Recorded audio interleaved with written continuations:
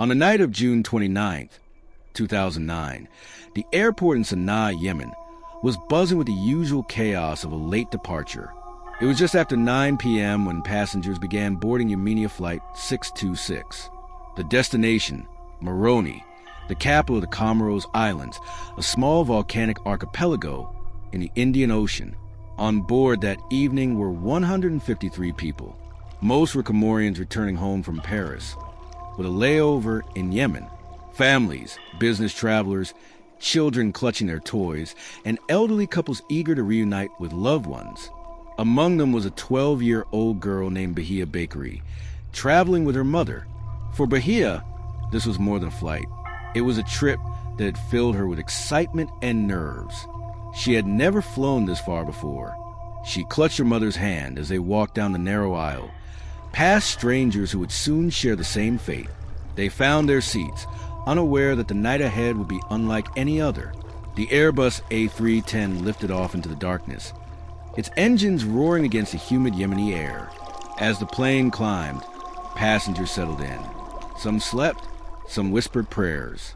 Bahia pressed her forehead against a window, watching as the lights of the city fell away and the black ocean spread endlessly below.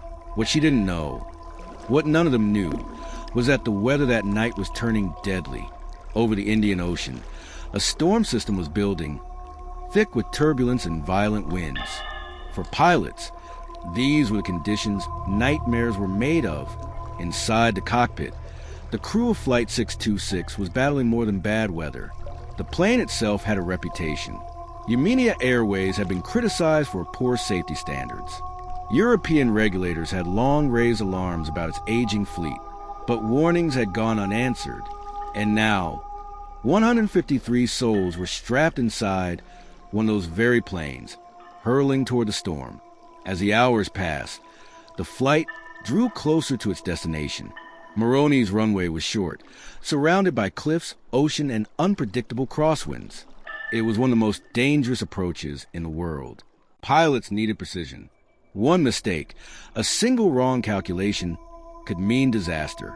At 1:51 a.m., the Airbus prepared for final approach. Bahia's mother squeezed her daughter's hand. Passengers stirred awake, fastening seatbelts as the cabin crew gave final instructions. Rain lashed against the fuselage. The plane bucked in the turbulence. Some whispered prayers grew louder. A few crossed themselves. The darkness outside was complete. Then came the descent. The aircraft dipped lower and lower, fighting crosswinds that shoved it side to side. The pilots tried again and again to line up at the runway, their controls rattling under the pressure of the storm. Alarms blared in the cockpit. Warnings filled the air. But the pilots pushed forward. They were too close to turn back. At 1:53 a.m., the Airbus made its final approach. But something was wrong. Instead of touching the runway, the aircraft veered too far, too low. Within seconds, the plane was no longer flying. It was falling.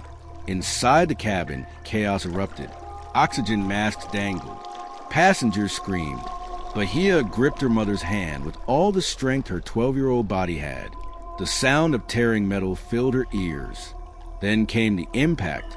The Airbus slammed into the Indian Ocean with catastrophic force. The fuselage shattered. Flames burst across the black water. In an instant, the ocean swallowed the wreckage whole. For most, the end came swiftly.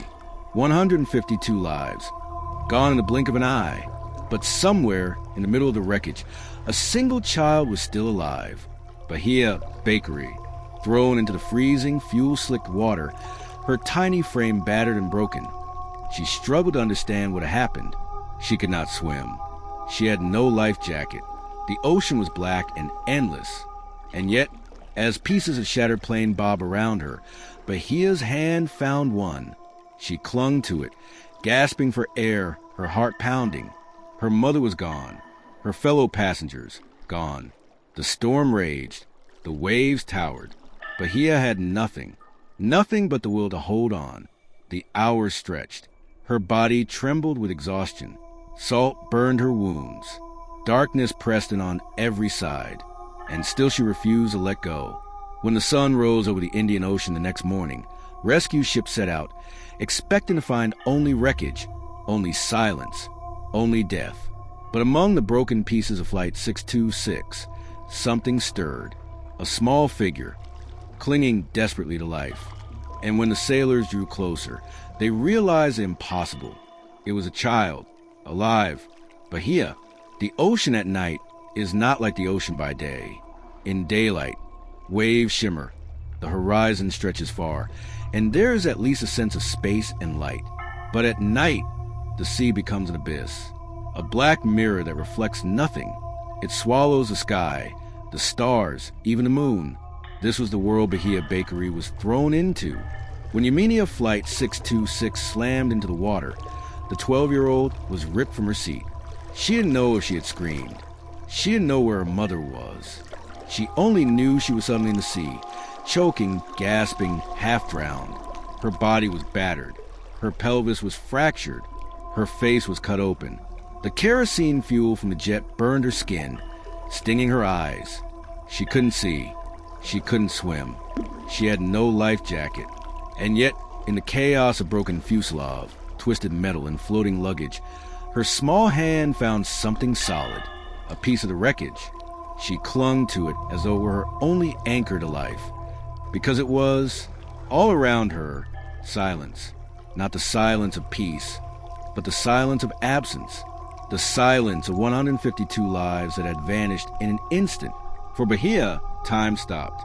Every minute felt like an eternity. Every wave threatened to rip her away, to suck her down into the blackness below. The salt water forced its way into her mouth and nose. Her chest ached. Her arms trembled, but she refused to let go.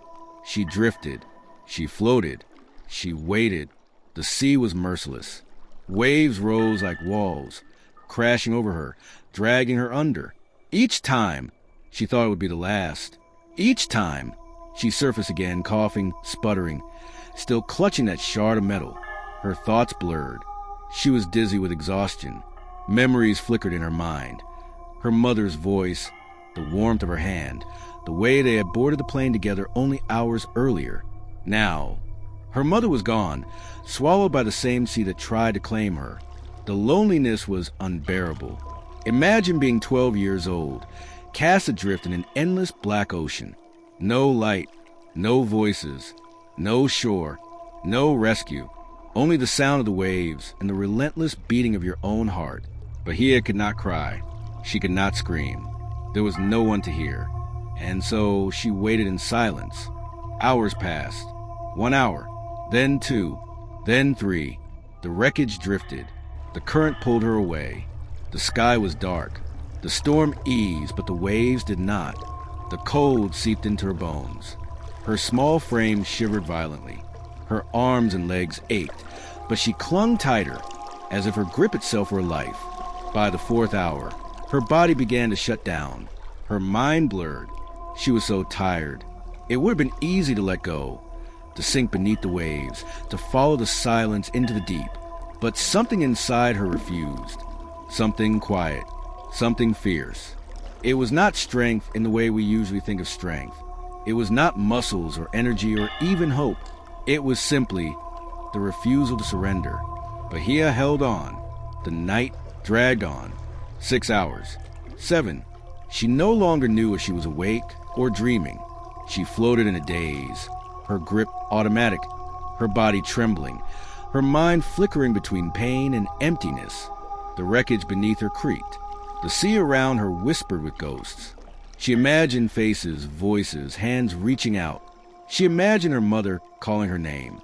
But each time, when she blinked, there was only the black sea and the cold wreckage beneath her hands. By the 8th hour, the horizon began to change. At first, it was barely visible, a faint shift, a softer shade of black against the night. Then, slowly the sky began to pale. The stars dimmed. A trace of gray spread across the east. Dawn.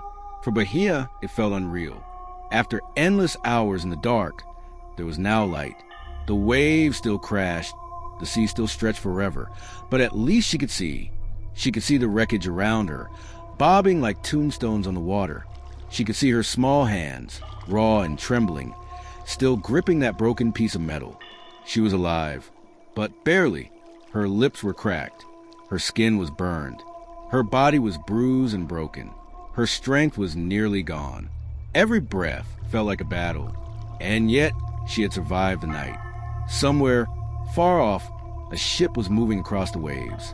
The sailors aboard had been told there were no survivors. They had been told they would find only bodies, only debris. But fate had other plans. One of the sailors squinted against the morning light. He thought he saw something bobbing in the distance. Something small, something fragile. At first, he thought it was just wreckage. Then it moved. He called out. Others came to look. Together, they leaned over the edge of the ship, staring at the impossible sight before them. A child, alone, clinging to wreckage, alive. One sailor did not hesitate. He threw himself into the sea, swimming hard toward the figure. As he drew closer, he could see her face, pale, bloodied, eyes barely open. Her lips moved, but no sound came.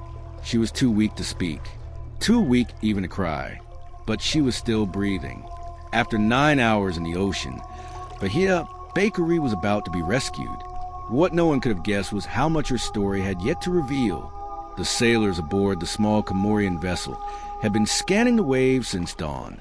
The order from authorities was simple. Search for wreckage. Recover what you can. No one expected survivors. How could they? A jetliner had fallen from the sky into the Indian Ocean.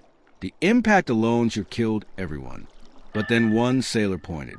"There," he whispered. At first, it looked like just another shard of metal drifting in the current. But something about the way it moved, as if clinging hands were guiding it, made him lean closer over the side. He saw a flash of dark hair, a frail body, a small face, battered and pale, but alive. "A child," he shouted. The crew froze. Impossible. Yet there she was. Without hesitation, one man leapt into the waves. The sea was still rough, the salt biting at his eyes, but he swam hard, cutting through the current. As he drew near, he saw her clearly for the first time, a young girl, trembling, barely conscious. Her lips moved, a wisp of the waves carried away. Her eyelids fluttered, heavy as stone. She was at the edge of collapse. He wrapped one arm around her small body. She was so light, frighteningly light, as if the ocean had drained her strength. With his free hand, he gripped the wreckage, pushing both of them back toward the ship. When the crew hauled them aboard, silence fell. The girl lay there, trembling, her hair matted with salt and fuel, her skin blistered and raw. Cuts lined her face, her eyes open, dazed, uncomprehending. She was alive. Her name, they soon learned, was Bahia Bakari. She was 12 years old, and she was the only survivor of Yemenia Flight 626. The sailors stared, shaken. Grown men, strong fishermen who had spent their lives on the sea, found themselves speechless, their throats tight with tears. In their arms was not just a child, but a miracle. But Bahia was far from safe. Her injuries were severe. Her body was weak. She needed medical care immediately. They sped toward shore, every man aboard aware that if she slipped away now, their miracle would vanish. When they reached the port, rescuers rushed to lift her from the boat. She was carried to a stretcher, her eyes half closed, her lips whispering faintly.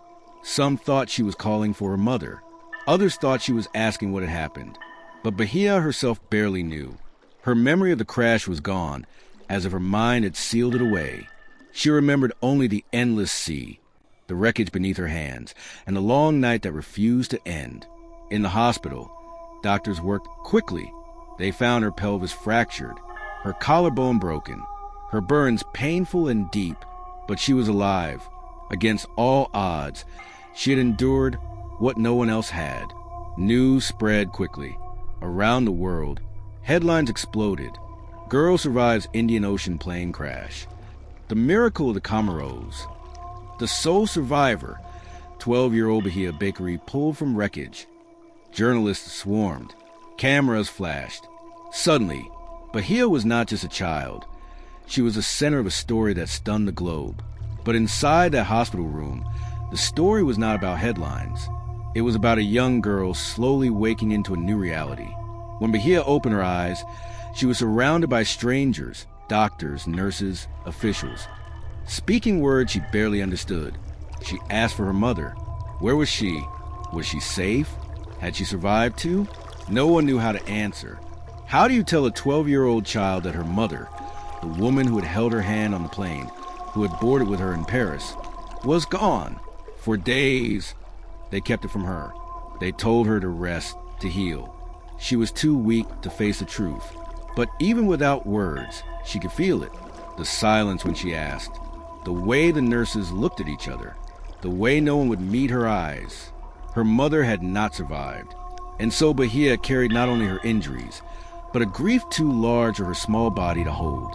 Yet even in those first broken days, there was something unshakable about her.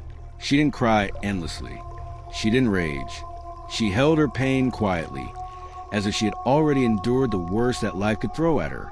After all, she had faced the ocean. She had floated among the dead and survived. To the world, she was a hero, a symbol, the miracle girl. To Bahia, she was simply a child who had lost everything but life itself. Doctors said her survival was almost impossible. Statistically, no one should have lived. A plane crashed into the sea at that speed, in that storm, left no chance. And yet, Bahia had found a way. Some called it fate. Some called it luck. Some called it divine intervention. Bahia herself called it something simpler. She had held on. Still, the pressure around her grew. Media outlets wanted interviews. Filmmakers wanted rights to her story. Strangers sent letters calling her brave, extraordinary, chosen. But Bahia did not see herself that way. She was just a girl who had clung to wreckage because she didn't know what else to do. She didn't want fame. She didn't want movies. She didn't want to be a spectacle. All she wanted was to heal, to remember her mother, to go home. And so, even as the cameras flashed and the world watched, Bahia remained silent. Her story, however, was far from over, because surviving the crash in the ocean was only the beginning. What came after, the years of recovery, the weight of being the miracle, the decision to finally share her story, would reveal a different kind of strength, not the strength of a survivor, clinging to wreckage in the sea, but the strength of a young woman choosing how her story would be told. For most people, surviving 9 hours in the Indian Ocean after a plane crash would have been the defining moment of their lives. The miracle, the story to tell again and again. But for Bahia Bakari, survival was not a story. It was a scar. In the hospital, doctors worked tirelessly to mend her fractured body. Her pelvis had been broken, her collarbone shattered, her face cut and burned. She could not walk for weeks. Every movement brought sharp pain. Yet physical wounds were only half her burden. The other half was invisible. The day came when the truth could no longer be hidden. Bahia's mother, the woman who had boarded the flight with her, who had held her hand during takeoff, who had been her anchor in life, was gone. She had perished with the other 151 passengers. When Bahia learned this, she did not scream. She did not collapse. She simply turned inward, as though her grief was too vast to be expressed. Later, she would admit that the silence of the ocean, the loneliness of those 9 hours, had already begun preparing her for this moment. She was alive. Her mother was not. That was a cruel paradox she had to carry. As her body healed, the world outside her hospital window spun with frenzy. Reporters from every corner of the globe wanted her story. The miracle girl, they called her. Television crews begged for interviews. Filmmakers suggested dramatic recreations. Even publishers circled, promising book deals. But Bahia was only 12 years old. She was not ready to be a symbol. She did not want her pain turned into spectacle. She wanted her life back, as much of it as she could salvage. When she returned to France, she faced a strange reality. At school, classmates whispered about her. Neighbors looked at her differently. On the streets, strangers stopped to stare. Everyone knew her face. Everyone knew her story. Yet inside, she felt no different. She was not a hero, not a miracle, not extraordinary. She was a girl who lost her mother in the most violent way imaginable and somehow managed not to drown. Still, Bahia understood that survival carries responsibility. She could not hide forever. When the time was right, she chose to tell her story, not for fame, not for headlines, but for truth. At 17, she published her memoir, Moi, Bahia, La Miraculi, Me Bahia, the Miracle Girl. In its pages, she described the crash not as spectacle but as memory, fragmented, blurred, painful. She admitted she remembered little of the impact itself. What she remembered most was the silence, the waves, the wreckage she clung to, and the absence of her mother.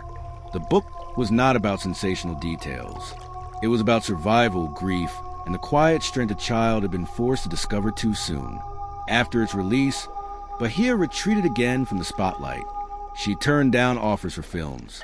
She refused interviews that sought to dramatize her pain. She wanted a life of normalcy. She went back to school. She studied. She tried to live as though she were not the miracle girl, but simply Bahia. And yet, the shadow of that night never fully left her. Each year, on the anniversary of the crash, she remembered. Each time she looked at the sea, she remembered the Indian Ocean was not just water to her. It was both her graveyard and her cradle. It had taken her mother, and yet it had carried her long enough for rescue to come. Some wondered how she lived without fear, how she boarded another plane, how she faced the ocean, how she walked through life after floating among the dead. Bahia's answer was always simple. Once you have survived the unthinkable, fear no longer holds the same power, because she had stared into the abyss, and the abyss had spared her. Today, Bahia is not defined by the crash. She is defined by what came after. Her quiet resilience, her refusal to let the world exploit her story, her determination to honor her mother through living. She does not see herself as a warrior, yet she is one, not because she fought the sea, but because she endured it, not because she sought glory, but because she chose silence when the world demanded spectacle. Her survival teaches a truth often forgotten. Sometimes, it is not strength that saves us, not heroism, not bravery, not grand gestures. Sometimes, it is something simpler, the will not to let go. Bahia Bakari let the world know that miracles do not always arrive with thunder or light. Sometimes, they arrive as a 12-year-old girl, clinging to a piece of wreckage in the cold black sea, refusing to surrender to the waves. And for the rest of her life, she will carry that truth, because anyone who has floated for 9 hours among the dead is no longer afraid of life.